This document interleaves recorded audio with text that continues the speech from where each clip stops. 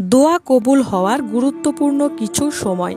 এই সময় যদি আপনি দোয়া করেন তাহলে ইনশাআল্লাহ আল্লাহ তাআলা আপনার দোয়া কবুল করবেন।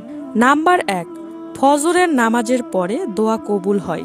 নাম্বার 2, নফল নামাজের সেজদায় দোয়া কবুল হয়।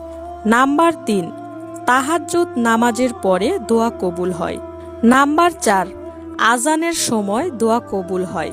নাম্বার 5, বৃষ্টির সময় দোয়া কবুল হয়। নাম্বার 6, মনুষ্য রোগীর দোয়া কবুল হয়। নাম্বার 7, শুক্রবার আসরের নামাজের পর থেকে মাগরিব পর্যন্ত দোয়া কবুল হয়। নাম্বার 8, এছাড়াও মায়ের দোয়া কবুল হয়। নাম্বার 9, দান সদকা করার পরে দোয়া কবুল হয়।